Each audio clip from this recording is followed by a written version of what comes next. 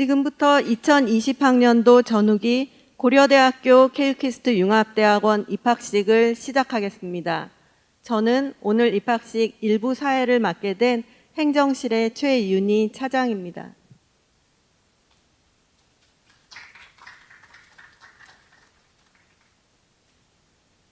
입학식 2부 순서로는 특별 강연으로 임동권 교수님께서 사회를 맡아주시겠습니다.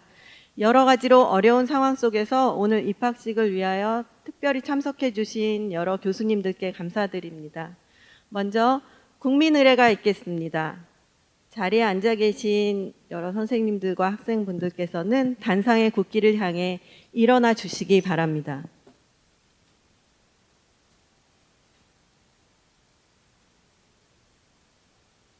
국기에 대하여 경례.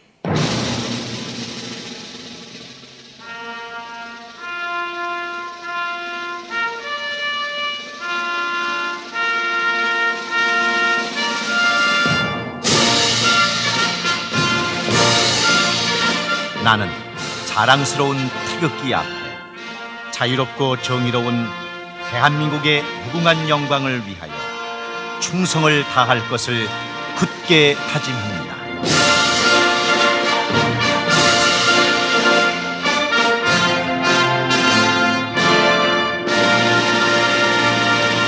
바로 애국가는 생략하겠습니다. 모두 자리에 앉아주시기 바랍니다. 이어서 오늘 이 자리에 참석하신 교수님들을 소개해드리겠습니다. 한 분 한 분 소개드릴 때마다 감사의 박수를 부탁드립니다. 고려대학교 케이큐캐스트 융합대학원 원장이신 안동준 원장님을 소개드립니다. 키스트 교수님이신 남서구 교수님을 소개드립니다. 교수님께서는 고려대학교 케이큐캐스트 융합대학원 전 원장님이셨고 오늘 2부 특강을 해주시겠습니다. 케이큐캐스트 융합대학원 부원장이신 강종윤 교수님 참석하셨습니다. 융합대학원 임동권 교수님 참석하셨습니다. 융합대학원 왕건욱 교수님 참석하셨습니다. 융합대학원 김동휘 교수님 참석하셨습니다. 융합대학원 김명기 교수님 참석하셨습니다. 융합대학원 이승우 교수님 참석하셨습니다. 융합대학원 김용주 교수님 참석하셨습니다. 융합대학원 윤영수 교수님 참석하셨습니다. 융합대학원 정석 부원장님과 이철호 교수님, 황석원 교수님께서는 다른 일정으로 참석하지 못하시고 여러분의 입학을 축하드린다는 메시지를 미리 전달을 하셨습니다. 이어서 안동준 케이큐캐스트 융합대학원 원장님의 입학 식사가 있겠습니다. 박수로 환영하여 주시기 바랍니다.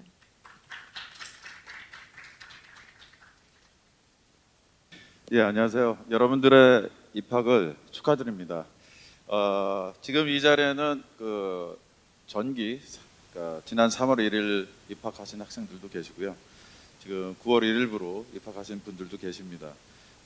여러 가지 상황 때문에 3월 달에 입학식을 못했었는데요. 이번에도 고민 끝에 아직은 50명 미만의 모임은 할 수 있는 상황이라 여러분들께는 또 인생에서 매우 중요한 순간이기도 해서 여러 가지 방역 기준을 맞추면서 진행을 하도록 해서 예년보다 훨씬 적은 수의 규모로 진행을 하고 있습니다. 그래서 몇 분의 전임 교수님들이 참여하셨지만 우리 또 학연 교수님들 그리고 전임 원장님들이 부득이 참여하지 못하게 되었습니다. 이 점 양해 바라고요. 저는 축사를 대신해서 여러분들이 몸담게 되는 우리 케이큐캐스트 융합대학원의 어떤 위상을 갖고 있는 것인지, 어떤 역사적인 중요성을 갖고 있는 것인지를 말씀을 드리도록 하겠습니다. 우리 이름에서 나타나다시피 KU는 고려대학교고요. 키스트는 한국과학기술연구원이 되겠습니다. 이 서울 지도를 보면 이렇게 되어 있죠. 그래서 이 두 개 대학과 달리 우리는 그래서 걸어서도 갈 수 있고 차 타면 5분이면은 갈 수 있는 그런 지정학적인 위치를 가지고 있습니다. 그래서 고려대학교는 1905년도에 설립되었고요. 그다음에 키스트는 1966년부터 시작하였습니다. 이런 관계로 양 기관에서는 여러 가지 협력이 자연스럽게 이루어져 왔습니다. 그 중에 하나가 우리 1970년부터 시작한 양 기관 간의 인력 교류에 관한 그리고 교육과 연구의 협력에 관한 합의서라고 볼 수가 있습니다. 이게 고려대학교와 키스트의 첫 공식적인 협력을 뜻하는 문서가 되겠고요. 이거를 이제 진행하신 분들은 초대 한국과학기술부의 장관을 지내셨고요. 초대 소장님이셨던 최형섭 전 장관님과 이종우 고려대학교 총장님께서 이런 일을 하셨습니다. 여기에서는 이제 양 기관 간에 어떤 역할을 담고 어떻게 서로 시너지를 낼 것이냐. 시너지란 말은 이때는 없었기 때문에 그 표현은 이 계약서는 있지는 않습니다만 1970년 2월 14일 날 하셨고요. 관련 사진을 보시면은 이 위치가 고려대학교인지 아니면 키스트인지는 제가 아직 파악을 못했습니다만 두 분께서 도장을 찍는 장면, 이 도장을 찍는 장면을 담아 사진을 발견해서 여러분께 말씀드리겠습니다.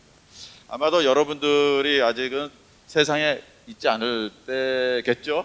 근데 우리의 이 KU 키스트 융합대학원의 위치를 보면 다음과 같습니다. 일단 제가 말씀드린 대로 우리나라 최초로 학교와 연구소가 서로 협력하는 것이 우리 양 기관을 시작으로 해서 1970년에 시작이 되었고요. 약 20년간의 이런 콜래보레이션을 통해서 이 프로그램이 한국 과학기술 인력의 양성에 상당히 중요하게 자리매김하면서 여러분들이 아마 다 알고 있는 학연 과정생이라는 것이 90년부터 시작이 됐습니다. 그래서 각 국립연구소들과 학교들 간의 학연 과정생들이 이제 양성이 되고 있죠. 그 이후에 약 20년이 또 흘려서 2010년 초부터 고려대학교와 키스트는 새로운 고민을 합니다. 더욱더 고급 인력을 양성을 해야 되겠다. 고급 과학기술 인력을 양성해야 하겠다라는 생각에 두 개의 전문대학원을 설립합니다. 하나는 그린스쿨 대학이고요. 현재 이제 에너지환경대학원이라고 하고요. 여러분들은 2012년 우리 설립한 KU 키스트 융합대학원에 입학하시게 된 겁니다. 이 KU 키스트 융합대학원을 설립하기 위해서 양 기관은 예전에 있을 수 없었던 전폭적인 지원을 하고 있습니다. 여러분들은 그 지원을 다 받으시면서 전문 과학기술 인력으로 성장하시면 되겠습니다. 마침 올해가 우리 고려대학 키스트 협력 50주년이 되는 해라서 11월 달에 이 기념식을 또 열 것입니다. 아마도 여러분들이 또 거기에 코로나 상황이 괜찮아진다면은 객석에 와서 이제 청중으로 참여하실 수 있을 것 같습니다. 이러한 우리 이 전문대학원 체제는 이제 약 10년을 이제 역사가 됐는데요. 타 학교, 타 기관에서 다 모범 사례로 돼서 점점점 더 확산되고 있는 추세입니다. 그 여러분들이 그 역사를 쓰는 주역의 멤버라는 점을 잘 기억하시기 바랍니다. 이것들이 이제 기념 사진들이 되겠고요. 우리 융합대학원은 13년부터 첫 학생을 받았습니다. 그러니까 여러분들이 요번에 딱 8년 차 되는 학생들이 되겠습니다. 여러분들이 향후에 훌륭한 과학기술인 그리고 훌륭한 사업가로 성장하기를 바라는 마음이 큽니다. 그래서 우리가 이제 융합대학원에서 항상 주창하는 게 미래 개척자입니다. 그동안 해왔던 것들 그대로 하려고 했었으면 아마도 여러분들이 융합대학원에 지원하지 않았을 거라고 저는 믿습니다. 여러분들이 뭔가 새로운 것을 모색하고자 하는 바람 때문에 꿈 때문에 여기 오셨을 거라고 생각되고요. 그래서 제가 생각하는 융합의 길, 그 다음에 다른 사람들이 생각하는 융합의 길은 서로 다 다양할 것입니다. 저는 이 에디슨으로부터 그 길을 한번 모색해 보도록 하겠습니다. 여러분들 보셨을지 모르지만 커런트워라는 직류와 교류의 싸움이죠. 여기에 보면은 이제 에디슨과 니콜라이 테슬라가 나옵니다. 여기는 이제 직류파고요. 여기는 이제 교류를 주창했던 거죠. 결국 이제 테슬라의 세상이 거의 이제 우리가 이제 오게 된 것인데요. 여기 보면은 에디슨이 곤경에 취했을 때가 있습니다. 그때 비서와 이런저런 얘기를 하지요. 그러면서 뭔가 탄생하는 원리를 설명해 줄게. 비서한테 하는 얘기입니다. 그러니까 누구나 어떤 식으로든 공헌을 합니다. 그게 이제 발명의 시작이죠. 과학 현상의 발견이기도 하고요. 그런데 그 중에서 한 명만이 빵을 부풀게 하지. 그 사람이 방법을 찾아서 맛있는 빵을 만들면 사람들이 몰려와 힘들게 번 돈으로 그걸 사는 거야. 에디슨의 목표는 자기는 이런 걸 하겠다는 겁니다. 그래서 저는 우리가 융합의 기치는 여러 가지가 있을 수 있으나 결국 목표는 우리가 융합을 해서 빵을 부풀게 하지. 융합인들이 방법을 찾아서 맛있는 빵을 만들면 사람들이 사는 거야. 이렇게 해서 여러분들이 사람들과 함께하는 미래 개척자로서 KU 키스트 융합대학원을 빛낼 뿐 아니라 전 세계를 바꿀 수 있는 인재로 성장하기를 바랍니다. 여러분들 환영합니다.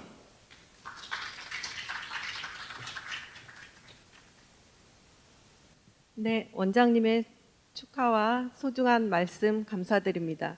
부디 여러분께서 빵을 부풀리게 하는 그런 인재로 성장하시기를 바라겠습니다. 다음은 신입생 소개 및 선물 증정의 시간을 갖도록 하겠습니다. 먼저 정기 입학생 먼저 수여하겠습니다. 예, 원장님께서는 단상 위로 올라와 주시고요. 정기 입학생은 총 30명으로 박사과정 4명, 석박사 통합과정 14명, 석사과정 12명입니다. 오늘 참석한 학생들에게 원장님께서 한 분 한 분 선물을 증정하겠고요. 그리고 기념사진도 한 컷씩 이렇게 촬영하는 시간을 짧게나마 갖도록 하겠습니다. 자, 이 화면에는 학생들이 이렇게 한마디씩 소감을 미리 제출해서 사진과 소감을 이렇게 한 컷씩 보여드리는 화면이 한 장씩 지나가게 되고요. 박사과정 윤완수 학생부터 위로 올라와서 선물 증정식을 하도록 하겠습니다. 박사과정 윤완수.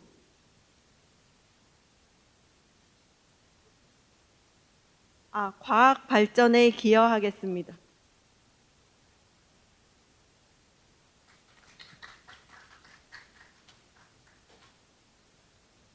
사진 한 장씩 찍으시고요. 졸업식에 저희가 한번 남겨서 만들어 드리도록 하겠습니다. 다음 학생은 박사과정 장상미 학생입니다. 포기하지 않는 한 불가능은 없다. 매사에 최선을 다하자. 축하드립니다.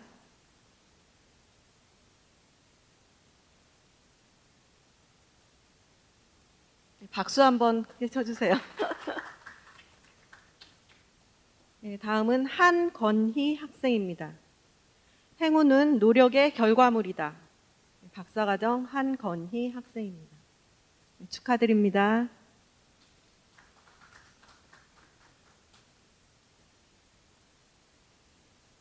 박사과정 사마 앞디 난사 학생.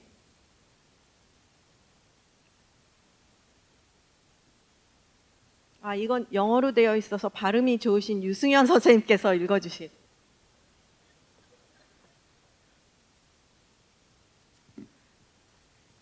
Great things don't come from comfort zones. 예, 쑥스러워서 여기까지 하겠습니다. 다음은 석박사 통합과정 강정훈 학생입니다. 최선을 다해 연구와 학업에 매진하겠습니다. 축하드립니다.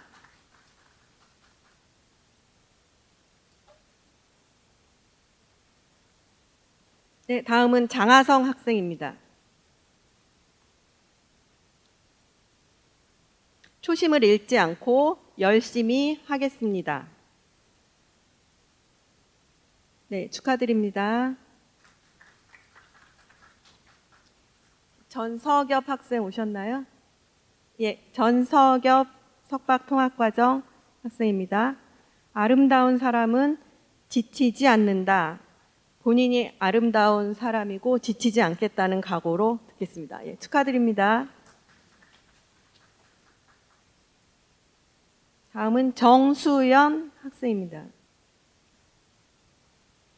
일단 일을 시작하면 목표로 한 모든 것을 성취할 때까지 손 떼지 마라. 마리 퀴리 선생님이 하신 말씀입니다. 예, 축하합니다. 다음은 석박사 통합과정 황지원 학생이신가요? 예, 올라오세요. 하루하루 노력이 모여서 큰 인생을 만든다. 네, 감사합니다. 예, 축하합니다.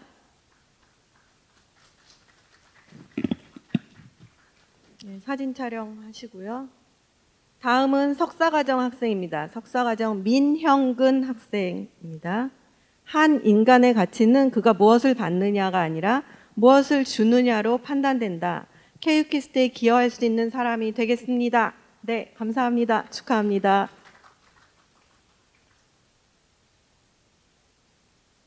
네, 다음은 박유민 학생입니다. 네, 학생은 효율적인 사람이 되자. 예, 효율적인 사람이 되겠습니다. 예, 축하합니다. 네, 2020년 정기 입학생 석사과정 박인보 학생입니다. 승리는 가장 끈기 있는 자에게 돌아간다.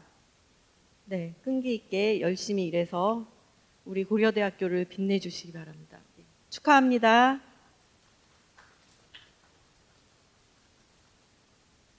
네, 감사합니다. 유아란 학생, 석사과정 전기 입학생입니다. 깊은 학문 지식과 연구 능력을 함양하여 누구도 대체할 수 없는 광학 전문 연구 인력이 되는 것입니다. 예, 분명히 될 것 같습니다. 축하드립니다. 이승준 학생, 올라오세요. 학생은 열심히 하겠습니다. 네, 열심히 하겠습니다. 감사합니다. 축하합니다. 다음은 이재환 학생이신가요? 학생이신데 제가 여기 사회자로서 반말을 쓸 수가 없어서 이건 굉장히 어려운 말씀이신데 본인이 한번 어떻게 영어로 해보실까요? 예, 제가 제 자신을 잘 알겠습니다. 예, 감사합니다. 네, 축하합니다. 다음은 최수웅 학생입니다. 2020년 정기 입학생 석사과정 최수웅. 좌절하지 않는 한 꿈은 이루어진다. 네, 축하합니다. 예, 감사합니다.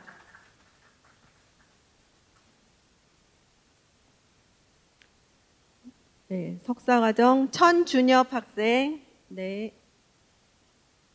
시간 관계상 호명하기 전에 한 명씩 올라오시면은 시간이 단축될 것 같습니다. 재밌게 하자. 네, 감사합니다. 축하합니다. 현종찬 학생 오셨나요? 2020년 후기 신입생 박사과정 김미나, 이다인 못 오셨고요. 석박사 통합과정 강동혁 학생 예, 오셨습니다. 내가 가는 길이 곧 길이 된다. 네, 감사합니다. 축하합니다.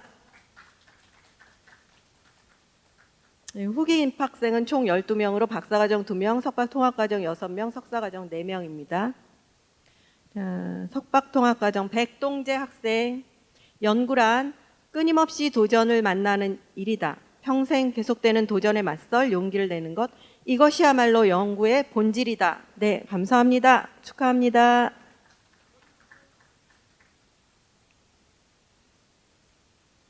네, 다음은 서건희 학생. 예, 올라와주세요. 실패는 하나의 옵션이다. 만약 실패를 겪지 않는다면 충분히 혁신적이지 않았다는 증거이다. 앨런 머스크의 예, 말씀입니다. 예, 감사합니다. 축하합니다. 네. 자, 석박사 통합과정 심나연 학생. 예. 지치지 말자. 네. 아주 이 요즘 같은 시기에 딱 맞는 말씀인 것 같습니다. 축하합니다. 네. 이재호 학생 올라오시겠습니다. 고통 없이 얻는 것은 없다. 최선을 다하겠습니다. 이재호입니다. 네. 축하합니다. 네, 조주현 학생 올라오세요.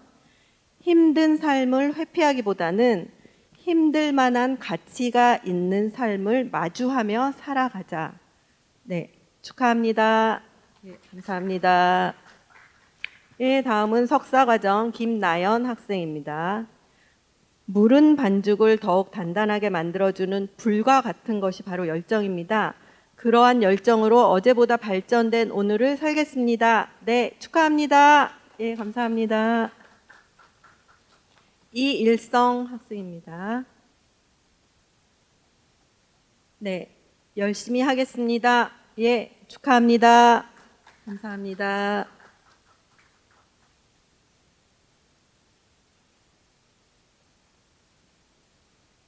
네, 이상으로 신입생 소개 및 선물 증정을 마치겠습니다. 아직 받지 못한 학생은 있으신가요?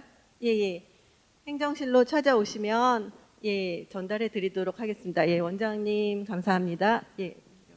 이어서 입학생 대표 인사 말씀을 듣도록 하겠습니다.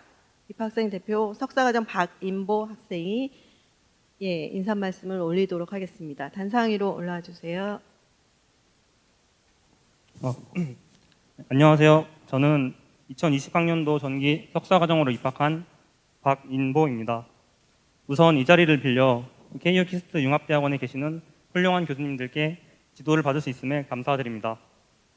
이곳 KU 키스트 융합대학원에서 공부하고 연구하는 동안 KU 키스트 융합대학원의 취지에 맞춰 한 분야에 얽매이지 않고 다양한 융복합 과학기술 분야를 폭넓게 배우며 그 지식으로 융합적인 사고와 창조적인 연구 능력을 함양하는 연구자가 되겠습니다. 더 나아가 KU 키스트 융합대학원의 학우들과 소통하며 내노, 바이오, 인포메이션 테크놀로지, MBIT에 기반한 전문 지식을 함께 배우고 익혀나가겠습니다.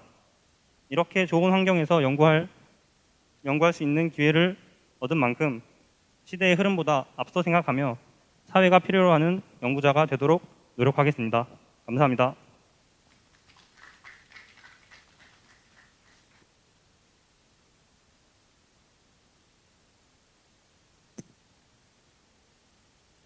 예, 감사합니다. 입학식에 매년 배우게 되는 고려대학교 교과는 이번에는 아쉽지만 코로나19 방역 조치로 인하여 생략하겠습니다. 식순지에 있는 교과를 신입생 여러분께서는 참고하시기 바랍니다. 이상으로 1부 순서를 모두 마치겠습니다. 우리 대학원에 입학한 학생들에게 진심으로 축하하는 의미로 큰 박수로 응원해 주시기 바랍니다. 예. 2부 순서는 휴식 없이 바로 시작하도록 하겠습니다. 사회는 임동권 교수님께서 해주시겠습니다. 교수님께서는 단상 앞으로 올라와 주시기 바랍니다.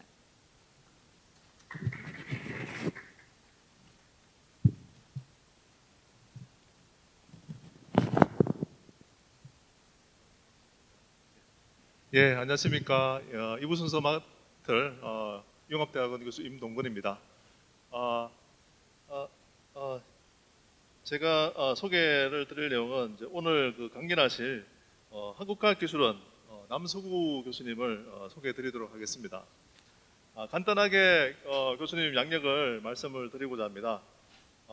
교수님은 1990년 8월부터 현재까지 그 키스트 선임 및 책임 연구원으로 약 30년간 역임하고 계십니다. 그리고 이제 2009년 12월부터 2017년 3월까지 키스트 센터장 및 본부장을 역임하고 계시고요. 특히 2012년 7월부터 현재까지 고려대학교 그린스쿨 또는 에너지 환경대학원이라고 명칭이 바뀌었는데요. 에너지 환경대학원의 학연 및 개건 교수로 역임을 하고 계십니다. 저희 대학원과의 인연은 이제 2017년 9월부터 시작이 되셨는데요. 2017년 9월부터 19년 8월까지 저희 대학원 원장님을 역임을 하셨습니다. 그리고 2018년 4월에는 그동안의 그 연구활동과 그 과학기술 발전의 보답으로 과학기술 훈장 웅비상을 수상하신 바가 있습니다.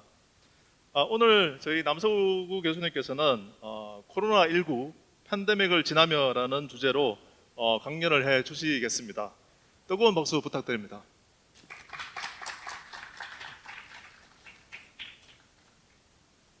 예, 안녕하십니까. 이렇게 다시 이 자리에 초대해 주셔서 감사드리고요. 우리 안동준 원장님을 비롯한 여러 교수님들이 잘 해 나가시는 거에 대해서 정말 이렇게 자랑스럽게 여깁니다.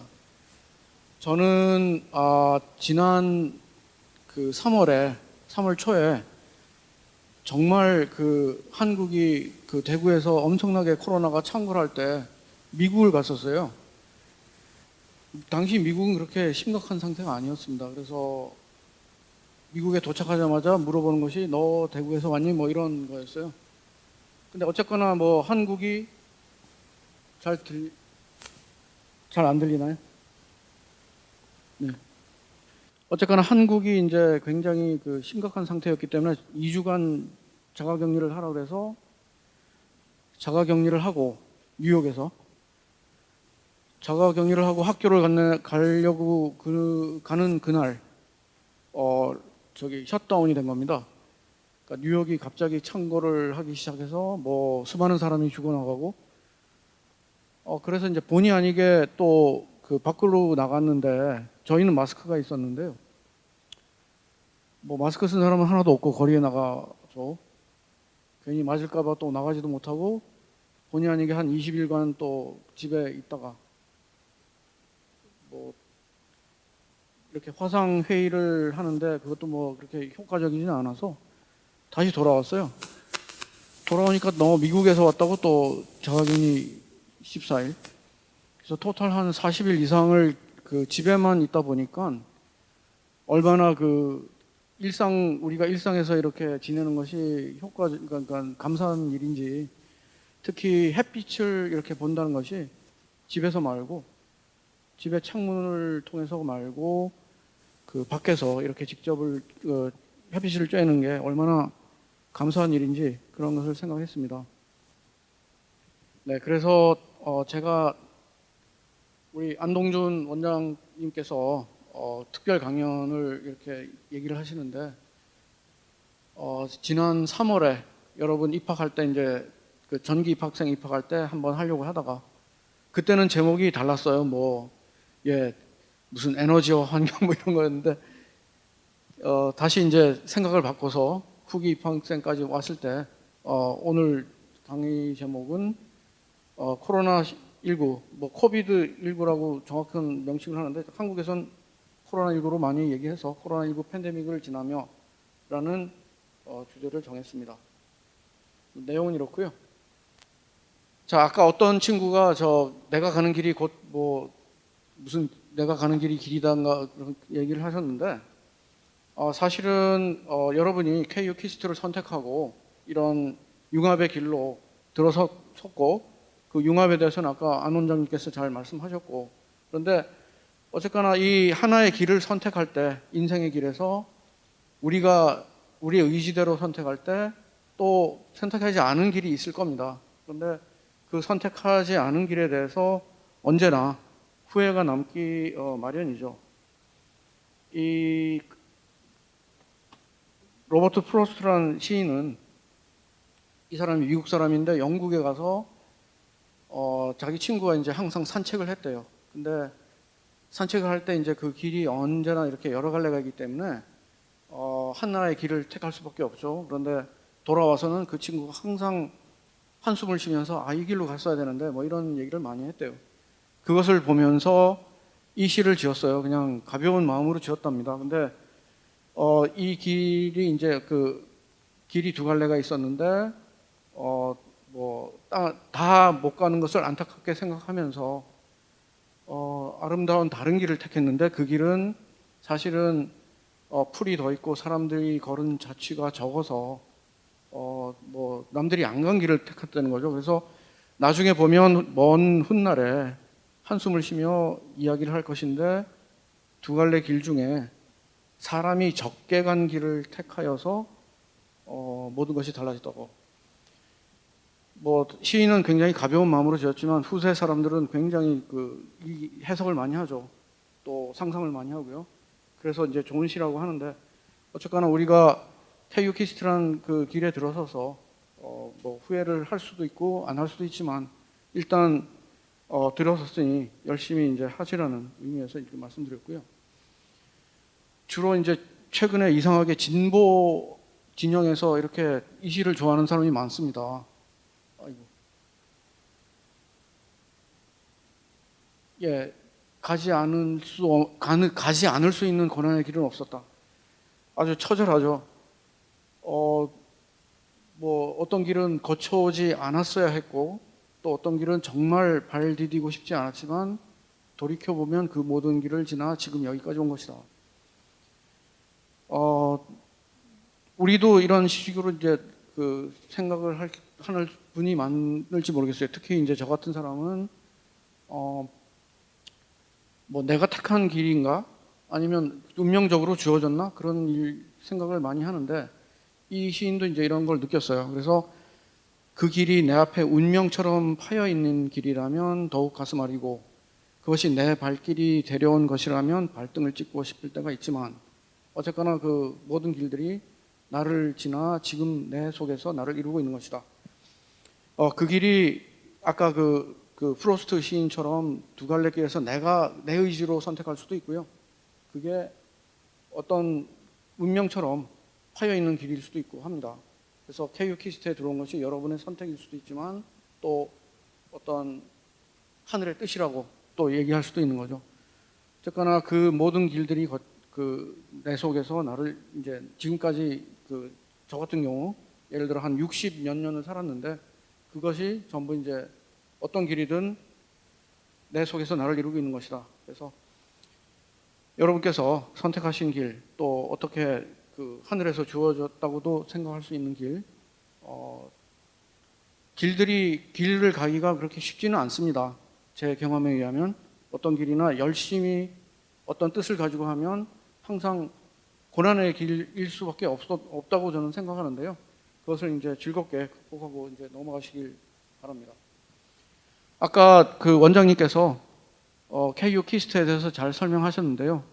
그래서 이제 저는 그냥 KU 총장님 인사말 홈페이지에 거기서 이제 뭐 1905년 고려대학은 건교육 이념으로 세워져 어두운 민족의 앞날을 밝히는 한줄기 등불이 됐다. 그 다음에 우리의 정신은 자유, 진리, 정의, 진리이다. 아까 교가 부르시면 이제 나오는데 자유, 정의, 진리가 우리의 모토고 그 다음에 시대를 앞서가며 사회를 선도한 KU는 글로벌 대학으로 성장했다. 자, 이게 여러분 60년이 지나서 60년이 지나서 아니 뭐 100년이 지날 때 여기서 계속 살아남는 말이 어떤 걸까요? 계속 맞는 말은 1905년 이런 어떤 교육 이념으로 세워졌다. 민족의 어두운 앞날을 개척하는 역할을 한다. 그 다음에 자유, 정의, 진리라는 모토는 변함이 없을 거고요. 뭐 이쪽에 글로벌 대학이나 이런 건 조금 차이가 있을 테지만요.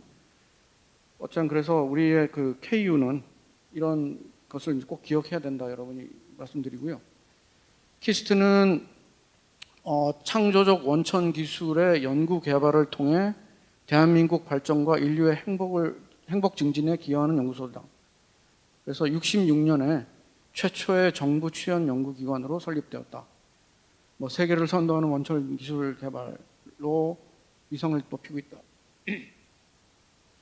여기서도 세월이 가도 변하지 않는 것은 우리는 연구 개발을 하는데 나라의 발전과 인류의 행복 증진을 목표로 한다. 그 다음에 66년 최초의 정부 출연 연구소이다. 이것이 변하지 않겠죠. 자, 최초의 정부 출연 연구 기관이라고 말을 할 때 사실은 연구소가 그 이전에 원자력 연구소가 있었어요. 그 48년인가 있었습니다. 근데 그것은 정부 조직이었고 독립된 연구소가 아니고 그 100% 이제 나라에서 펀딩을 하는 연구소고, 정부 출연 연구 기관이라는 것은 나라에서 일부 보조하고 또 이렇게 다른 그 어떤 소스로 또 이렇게 보조를 받고 하는 기관이었습니다. 그래서 저희는 최초의 그 국립연구소는 아니고 최초의 정부 출연 연구 기관이라고 말을 할 수가 있습니다. 자, 여기에 대해서 KU 키스트에 대해서는 원장님 자세히 설명하셔서 생략하겠는데, 여기 사진에서 보면 이게 2012년 학연 교수 임명장 줄 때인데, 여기 원장님이 계시고 제가 여기 있고 우리 강정윤 교수 여기 있고, 예, 여기 다른 교수님들은 아직 그때 안 계셨네요, 그죠? 세월은 이렇게 이제 지나가는 겁니다. 어쨌거나 이 KU 키스트 융합대학원이 여러 그 좋은 연구를 많이 해서 잘 알려져 있는 기관이고, 여러분이 여기에 들어오신 것을 굉장히 이제 그 자랑스럽게 저는 생각하고 여러분도 이제 자랑스럽게 생각했으면 좋겠습니다. 제가 팬데믹 그 코로나19 팬데믹을 이제 이렇게 WHO에서 이제 선포하고 팬데믹에 관한 그 책을 좀 읽어봤더니, 뭐 팬데믹이라고 그 이렇게 우리가 그 어떤 공식적인 기관에서 선포한 건 아니지만 최초의 그 굉장히 큰 역병이 그 전염병이 있었습니다. 그것이 아테네 역병이라는 건데 BC 430년이고요. 그때 아테네가 치열하게 스파르타랑 이제 경쟁을 하고 그러니까 전투를 하고 있었는데, 하필이면 이 역병 때문에 아테네 대부분 그 전쟁에 참여했던 군사들이 죽습니다. 그래서 아테네 패망이 가속화되고 완전히 이제 그 세계의 어떤 그 역사가 바뀌는 거죠. 바뀌는 그런 그 영향을 미쳤고요. 그 이후에 540년에서 750년까지 그 패스트 유스티아니우스 역병이라는 게 이제 돌아서 뭐 거의 한 3천에서 5천만 명이 이렇게 사망을 했다고 합니다. 그것이 이제 황제 통치에서 이제 봉건시 들어가는 어떤 단초를 제공했다고 하고요.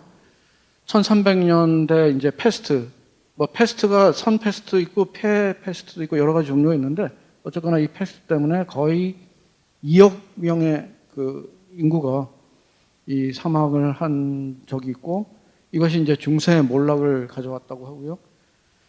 스페인 독감이라고 해서 1차 세계대전 그 무렵 또는 그 중간에 미국 또는 프랑스에서 발발을 했다고 하는데, 당시 이제 전시였기 때문에 스페인만 언론에 약간 자유가 있어서 언론에 이렇게 발표를 하는 바람에 하필이면 스페인 독감이 됐지만 스페인이 원인이 아니고 이제 미국 또는 프랑스라는 거죠. 어쨌거나 수많은 그 병사들이 1차 세계대전으로 참전할 때 이거에 걸려서 죽고 거의 한 1억 명이 이제 사망했다고 하고, 이 여파가 2차 세계대전을 뭐 유발했다, 뭐 이런 얘기도 있습니다. 그 자세한 건 이제 이런 책에 보시면 자세히 나와 있고요. 세월이 흘러서 이제 그 팬데믹은 아니지만 소소하게 이렇게 감염병이 이제 도는 적이 많죠. 저희도 아는 사스, 메르스, 뭐 에볼라, 조류독감, 지카 바이러스. 에볼라를 빼고는 이제 10,000명이 이렇게 사망자가 나오진 않았어요. 그리고 팬데믹이 공식적으로 선포되지도 않았고요. 그런데 저희 지금 겪고 있는 코로나19는 팬데믹이 선포되고 지난주까지 사망자가 거의 한 85만 명 정도로 이제 나타나서 굉장히 이제 무서운 그런 병인 줄 알고 있죠. 그런 걸 알 수 있습니다. 이런 코로나가 이제 만약 계속 창궐을 하고 그다음에 언젠가는 뭐 끝날이라고 생각이 되는데, 이런 포스트 코로나에 대해서 그 사람들은 어떻게 얘기를 할까? 그래서 뭐 국내 사람들한테 물어본 사람도 있고 국외 사람들한테 물어본 사람도 있는데, 국내 이제 최재천 교수 같은 분은 화학 백신으로 뭐 바이러스 팬데믹의 재발을 근본적으로 막을 수는 없다. 생태 백신, 이분이 말하는 생태 백신은 뭐 이런 자연으로 돌아가자는 이런 거고요. 행동 백신, 뭐 기후 변화 줄이는 노력, 뭐 이런 거를 통해서만 우리는 새로운 어떤 팬데믹의 정성을 기를 수 있다. 뭐 이런 겁니다. 그리고 장하준 교수 그 경제학자인데 뭐 주객이 전도된 경제 체제의 모순이 드러나면서 무한 이윤 추구와 성장보다는 공공복지 생명의 중요성과 시민권에 기반한 보편 복지국가 형성이 가속화될 것이다. 최재봉 교수는 그 성대 교수인데요. 이분은 뭐 하여간 언택트 문화를 이제 주장하는 분입니다. 그래서 그 언택트 문화가 이제 본격화될 것이다. 그다음에 홍기빈 그 씨는 그 포스트 코로나 문명을 만드는데 그 도시적 공간 집약화 해소, 인간 서식지 무한 확대 방지, 뭐 욕망에 대한 인간 질서 부여, 뭐 이런 것을 얘기를 합니다. 그 이외에 뭐 저 신자유주의는 더 이상 그 당연시 되지 않고 우리 생각이 뒤바뀔 것이다. 그 다음에 뭐 행복의 척도로 나갈 것이다. 경쟁 비교가 아니라 정말로 내가 좋아하는 거로 나가지 않을까 이렇게 예측하는 사람들이 있습니다. 자, 외국 사람들은 뭐 수소혁명 이런 거 지은 제러미 러피킨 같은 사람은 코로나는 기후 변화가 낳은 팬데믹이고 함께 해결을 안 하면 같이 무너진다. 자, 중국의 그 생태학자는 뭐 이런 팬데믹이 결국 식량 위기를 불러일으키고 그렇지만 그걸 극복하는 과정에서 글로벌라이제이션이 아니라 로컬라이제이션, 그러니까 지역 단위로 어떤 생산과 분배가 이루어지는 그런 그 트렌드가 일어날 것이다. 그 다음에 코로나 효율성 위에 약자의 위험 부담 지운 신자유주의는 몰락할 것이다. 그 이외에 어떤 그런 팬데믹이 편견과 혐오를 유발하는데 사실은 모든 이가 삶의 기본 보장을 받는다면 두려움, 뭐 혐오가 줄어들기 때문에 사회 안전망 강화가 필요하다. 그 다음에 사람들이 많이 얘기하는 게 회복 탄력성인데요. 그 경제 불평등이나 뭐 여러 가지 그 기술적인 그 어떤 조치를 취해서 우리가 외부에서 자극이 올 때 그 뭐 잠깐 무너지지만 다시 이제 회복할 수 있는 그런 능력을 길러야 된다. 자, 실수마저도 배워야 할 위기 상황인데 국제협력은 심각한 결핍이다. 예, 자연을 죽이고 삼투 빼앗는 범죄 경제가 순환 경제로 돌아가야 된다. 코로나 이후 과거 이루지 못한 개혁을 감당할 뭐 시간이다. 자, 이런 그 여러 가지 의견이 있습니다. 여기서 저희가 이제 그 KU 키스트에서 과연 그 이런 코로나에 맞서 또 코로나의 그 이후에 그 무엇을 할 것이냐는 우리 교수님과 그 학생들이 한번 생각을 해보시기 바랍니다. 저는 이제 제 연구 분야가 에너지 분야, 특히 이제 수소 에너지 쪽이에요. 그래서 에너지 환경 쪽에 관심이 많은데, 이 그림을 보면 인도에서 그 히말라야 산이 처음으로 보였다. 30년 만에. 그런 얘기입니다. 그러니까 경제 활동이 줄어들고 차를 별로 안 쓰고 또 여러 가지 이제 그 오염물질 배출이 적으니까 그동안 안 보이던 게 30년 만에 히말라야 산이 그 여기 인도에서 보였다는 국경지대에서 보였다는 얘기고요.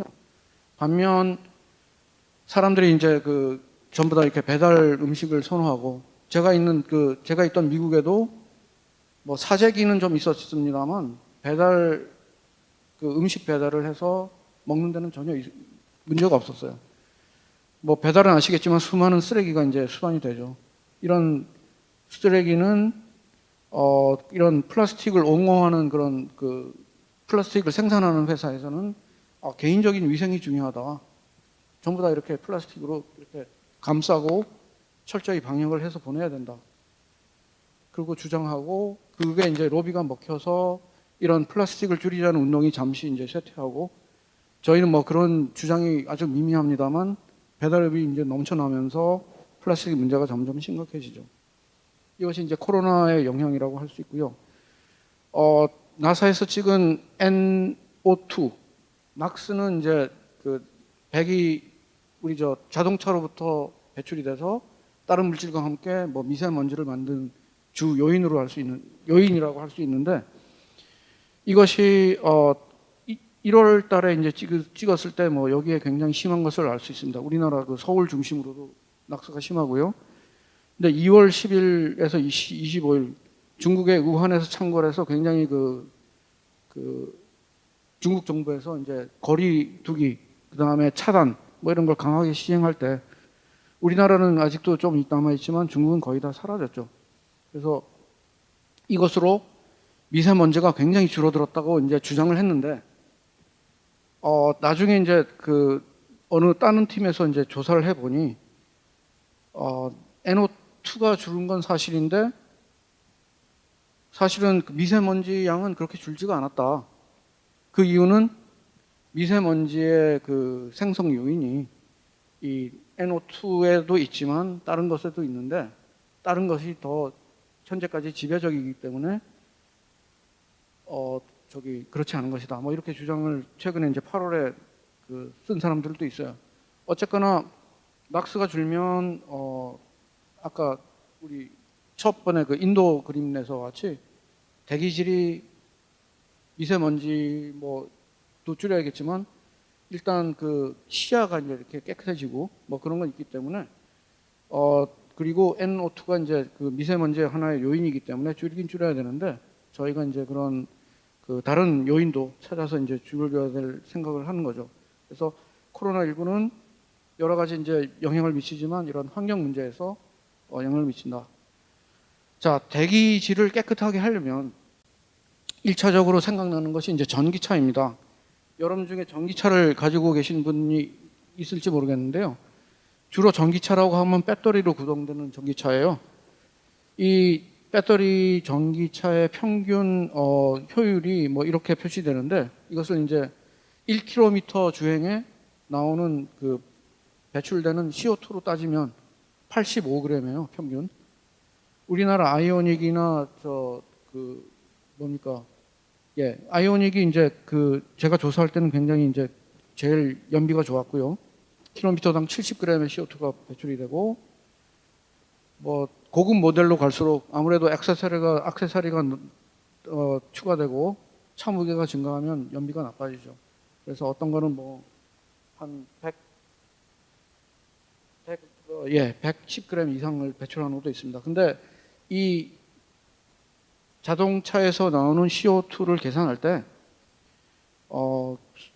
탄소 배출 계수라고 있어요. 우리나라에서 발전을 할 때 1kWh당 몇 킬로그램의 CO2가 배출되느냐라는 것을 이제 한전에서 이렇게 발표를 하는데 이 중에는 그 많은 부분이 이제 또 원자력이 있죠. 원자력은 CO2가 이제 석탄이나 가스 발전에 비해서 굉장히 적은 그 CO2 계수를 가집니다. 그래서 과연 원자력에서 나오는 것 때문에 이렇게 이제 전기차를 쓰면 CO2가 적다고 하는데 과연 그게 이제 어떤 안전이나 뭐 여러 가지 라이프 사이클을 고려했을 때 과연 이 수치가 맞냐 하는 논란은 있습니다.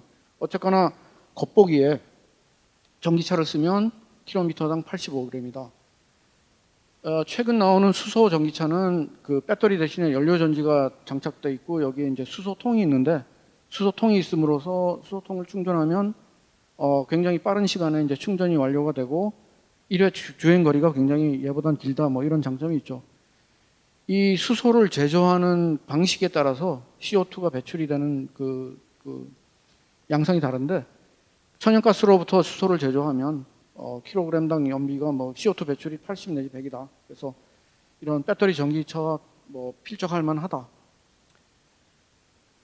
그렇지만 만약 그 수소를 석탄으로부터 만들면 이게 한 120, 30으로 올라가고 현재 그 내연기관이 휘발유의 경우 130에서 150, 디젤은 뭐 180에서 190 이러기 때문에 이거 훨씬 더 이제 줄이려면 이런 가스 또는 물로부터 재생에너지를 사용해서 쓸 수밖에 없다. 뭐 이런 결론입니다.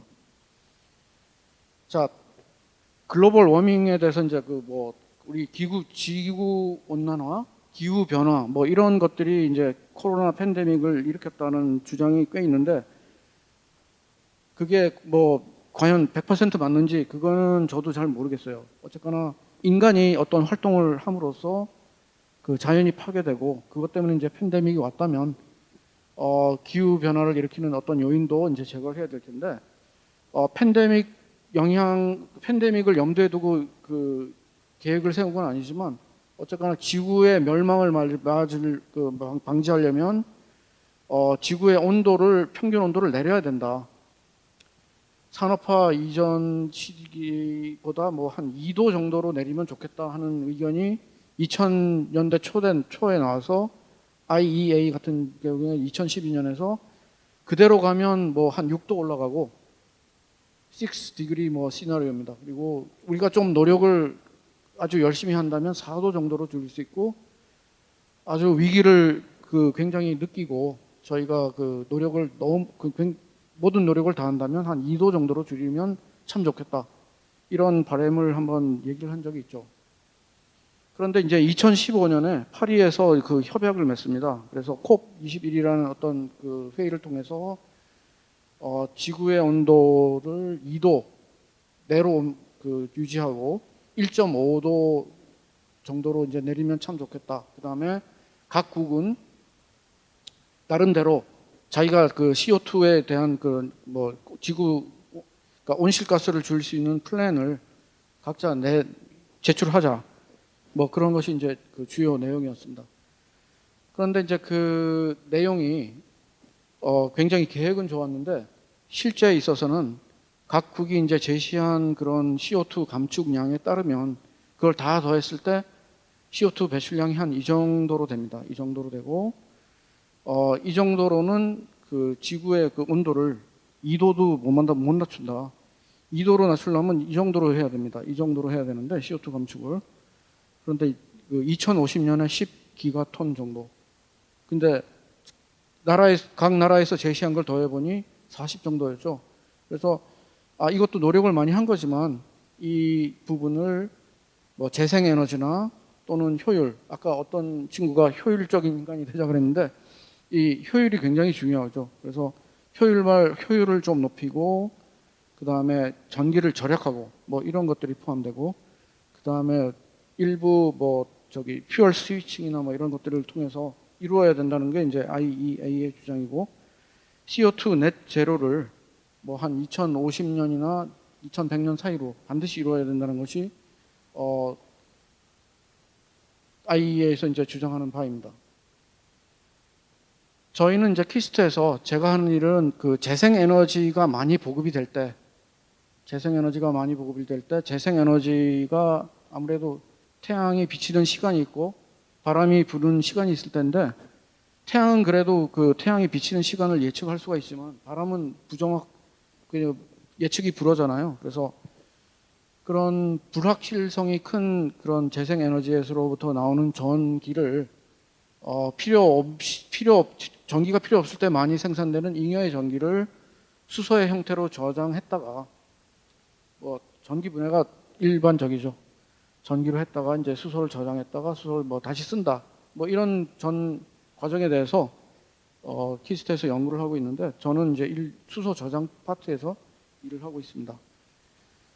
자, 최근에 2018년에 IPCC라는 국제기구가 있는데요. 그 에너지환경대학원의 이회성 교수님이라고 계시는데 그분이 여기 의장이세요. 국제기구의 의장으로서 이제 보고서를 펴냈는데 생각해 보니 1.5도로 낮추지 않으면 안 된다 우리.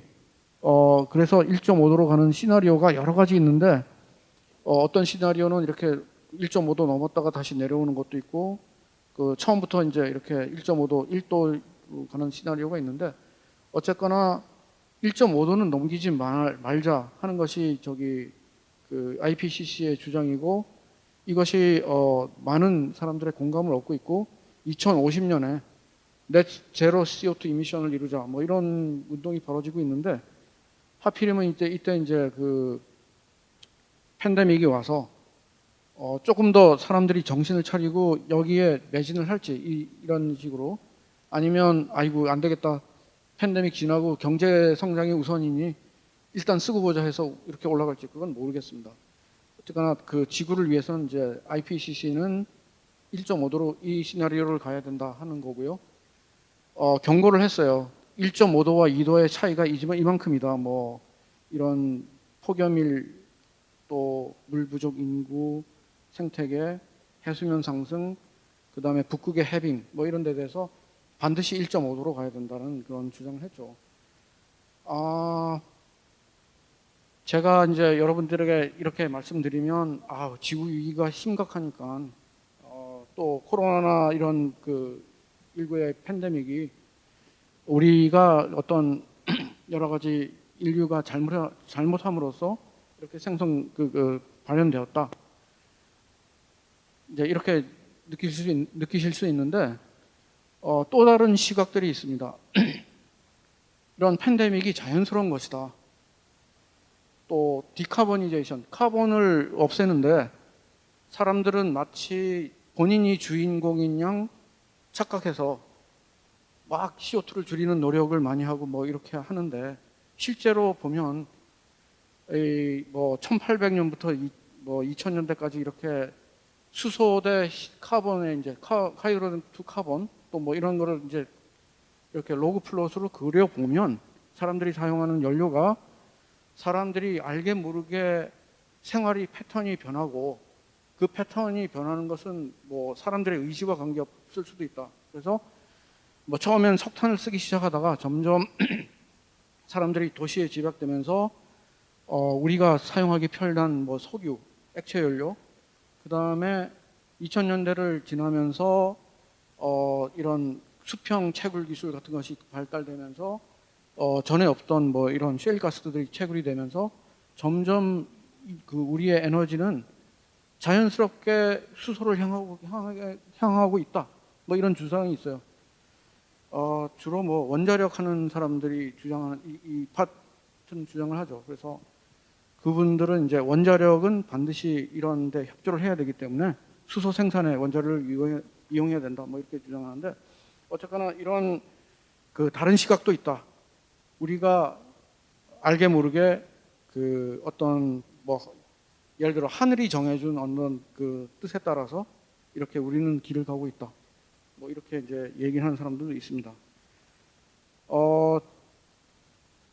여기서 이제 그 어떤 불편한 진실이라고 제가 이제 적었는데, 코비드-19, 우리가 코로나19로 현재까지 사망자가 우리 이제 1년, 거의 1년 이제 된다고 하면 제 예측으로 한 100만 명이 사망하지 않을까, 연간. 그런데 그 대기 오염은 이제 아웃도어, 인도어가 나뉘는데, 아웃도어에서 물론 이제 더 영향이 심하겠죠. 대기 오염으로 한 100만 명이 연간 사망을 하고요. 그 굶주림으로 사망하는 사람이 900만이고, 굶주림 더하기 뭐 질병 제때 치료를 못 받고 하면 거의 한 7천만 인구가 매년 사망을 하고 있습니다. 이런 그 빈곤에 노출된 사람은 거의 한 8억 명 정도고요. 그래서 그리고 이런 코로나 사태가 대기실은 모르겠으되 이런 어떤 굶주림에 직면한 이런 사람들의 숫자를 더블로 만든다는 그런 예측도 있습니다. 그래서 여러분이 이제 사실은 저도 뭐 잘 모르지만 이런 굶어 죽는 사람들이 현재도 이렇게 많나? 대부분의 굶어 죽는 사람들은 우리나라 그 선진국이 아닌 데서 일어나기 때문에 관심이 없는 거죠. 그렇지만 이런 것이 이제 있다. 그리고 이런 그 팬데믹 영향으로 이런 사람들이 더 위험에 노출될 수 있는데, 그럼에도 불구하고 많은 양의 그 음식물이 그 쓰레기로 버려지고 있다. 뭐 이런 것이 이제 불편한 진실이고요. 뭐 여러분 중에 이제 이런 어떤 제로 한거를 위해 제로 한거 바이 그 2030 뭐 이런 거 캠페인이 있는데, 이것은 거의 불가능하다고 여겨집니다만, 어쨌거나 이런 것을 위해서 노력하는 사람들도 있을 텐데 우리 주위에 이런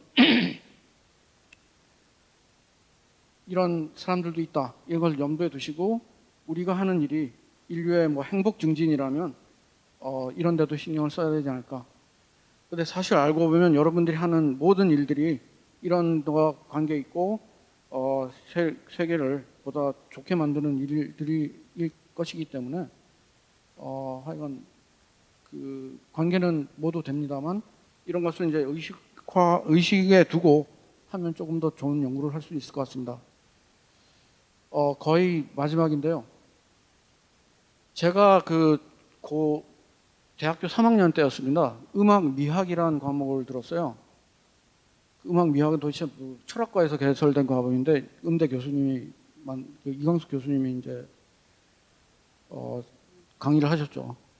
이분이 첫 시간에 피아노를 치십니다. 피아노를 치는데 라흐마니노프 피아노 협주곡 뭐 2번. 시간이 많이 돼서 뭐 잠깐만 들려드리겠습니다.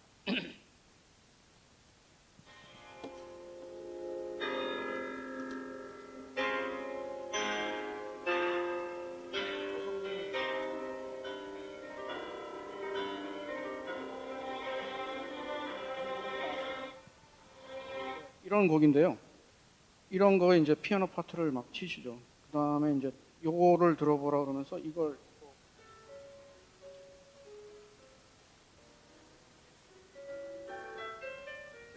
피아노 협주곡인데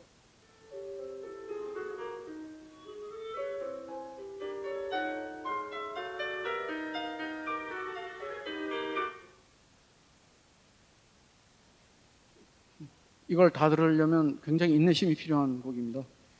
그래서 이제 이거를 하면서 너네들은 어느 게 더 아름답다고 여기니? 그래서 당연히 뭐 저는 라흐마니노프입니다. 그랬더니 대부분 학생들이 다 그렇죠. 100%가 다 첫 번째가 아름답다고 했더니 선생님은 두 번째가 더 아름답다는 거예요. 그래서 아니 진짜냐고 저희가 여쭤봤더니 진짜라고. 그러면서 이제 한 학기 내내 뭐 그런 걸 설명하시는 거예요.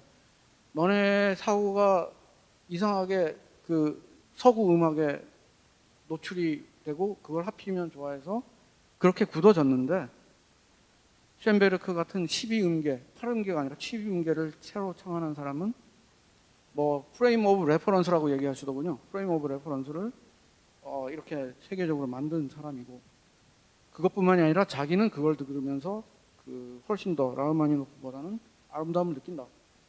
결국 한 학기 내내 뭐 어떤 것이 아름다움은 주관적인 것이다. 뭐 이런 것에 대해서 이제 얘기를 하다 말았는데 여러분이 제가 이제 이걸 얘기하는 이유는 여러분이 아까 그런 불편한 진실을 보면서 여러분이 하는 일이 조금 더 아름다웠으면 좋겠다. 그런데 그것이 뭐 어떤 여러분 자신뿐만이 아니고 딴 사람들 사실 그런 굶주림이나 이런 것들은 뭐 여러분 본인들이 노력해도 안 된다는 뭐 이런 것도 있겠지만 여러분 한 사람 한 사람들이 이렇게 노력하고 이렇게 연대를 이룰 때 가능한 거로 저는 생각이 됩니다. 그래서 이런 아름다움의 기준은 다르고 그렇지만 여러분이 하는 연구도 다르고 하지만 여러분들이 이제 선택을 하고 그런 때 이제 연구에 매진을 해서 좋은 결과를 낳고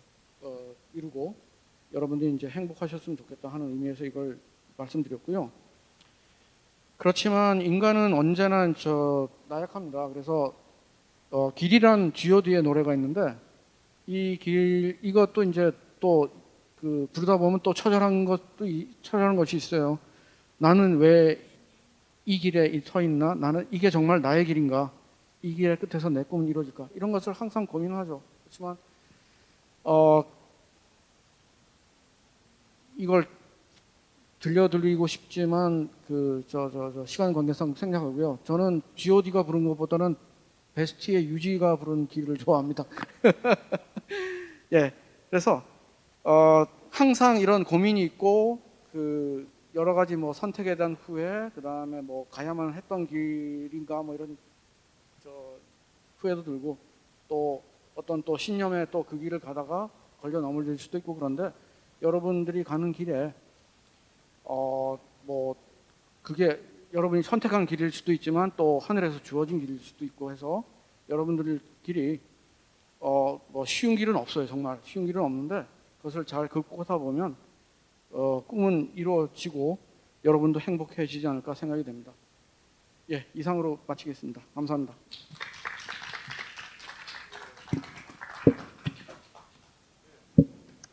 다시 한번 저희 특별 강연해 주신 남서우 교수님께 큰 박수 부탁드립니다.